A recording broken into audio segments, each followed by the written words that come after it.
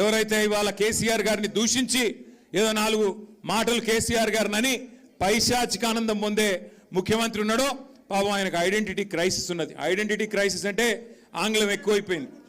Identity crisis అంటే తెలుగులో చెప్తే ఆయన ఎవడు దేక్తలేడు, ఎవడు గుర్తుపడతలేడు.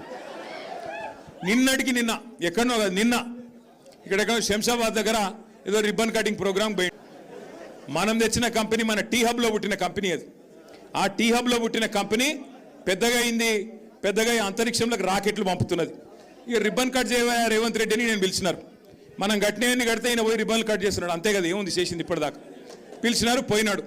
సరే పోయినాడు, ఏదో పోజులు కొడుతూ అక్కడ నిలబడి ఇట్లా అట్లా పోజులు కొడుతున్నాడు. ఆఖరికి అక్కడ పిలిచే యాంకర్ అమ్మ ఉంటుంది కదా, ఆ అమ్మాయి ముఖ్యమంత్రి గారు అని చెప్పి శ్రీధర్ బాబు పేరు చెప్పింది తప్ప ఈయన మాత్రం గుర్తుపట్టట్లేదు. ఇది మొదటిసారి కాదు, చివరిసారి అంతకంటే కాదు. 2.5 ఏళ్ళు అయిపోయింది. యాంకర్లు గుర్తుపెట్టుకోవట్లేదు, యాక్టర్లు గుర్తుపెట్టుకోవట్లేదు, ఎవడు గుర్తుపెట్టుకోవట్లేదు ఆయన పేరు. ప్రజలైతే ఆయన పేరు తీస్తేనే బూతులో వర్షం కురిపిస్తున్నారు. నేను చెప్పట్లా ఇది, మీరు కావాలంటే ఆ యూట్యూబ్లో సోషల్ మీడియాలో చూడొచ్చు.